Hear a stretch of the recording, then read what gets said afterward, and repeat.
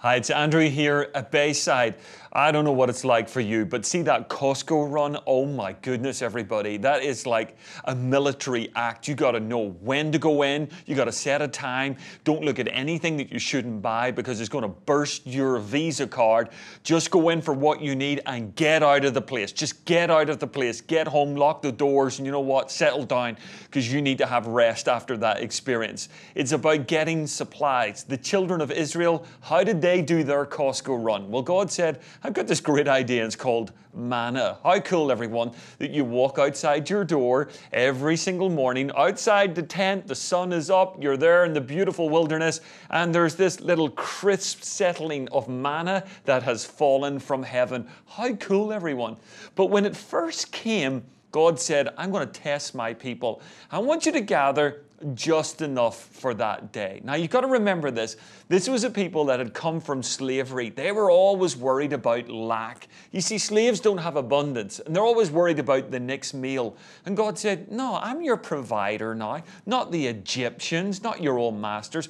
I'm your provider. I want to develop a relationship with you that's based on trust. So he said, just gather enough for the day. But what did people do? They thought, I'm worried about the next day. Maybe God will fall asleep. Maybe God will leave us. Maybe he'll not come through. Maybe there'll be wind. There'll be no manna that'll come. So they gathered twice as much. But this is what happened, everyone. With the bit that they gathered for the next day, it rotted. Actually, maggots came into it. How incredible. They weren't learning the lesson. God was saying, I just want to give you enough for one day. And this is really cool, everyone. He said, but there's one day in the week that you're allowed to gather twice as much. And that is on the sixth day, so that you can rest on the seventh. Don't even get up, because that day it's breakfast in bed. I've given you enough. But you know what some people did? They got up on the seventh day, went out to get their manna, and there was none there. God saying, I want you to stay in bed. What are we trying to say, everyone? God says, enough is a principle I want you to learn. Gather enough for that day of the week, and only in one day, gather enough that you would have rest. I think this is really important, everyone. God wants us to know this in our lives, that he is our provider.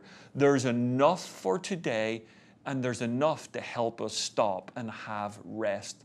So I don't know what you're facing today. Maybe you're facing a big challenge. I want you to know this, that Christ is our manna and he is enough for us. Or maybe today you need to know that God is enough to help you stop, actually help you rest.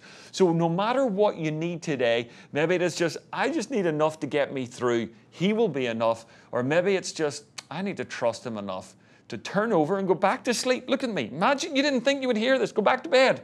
Now, that's unless you're meant to go to work, okay? But maybe you just need to have another coffee and say, God, you're enough, and I'm going to rest. We're going to be developing this thought of enough. It's our key word this weekend, and we're going to be talking about it in all of our services, in all of our campuses, and you're really going to love it. So I just pray that today, that Christ will be enough for you.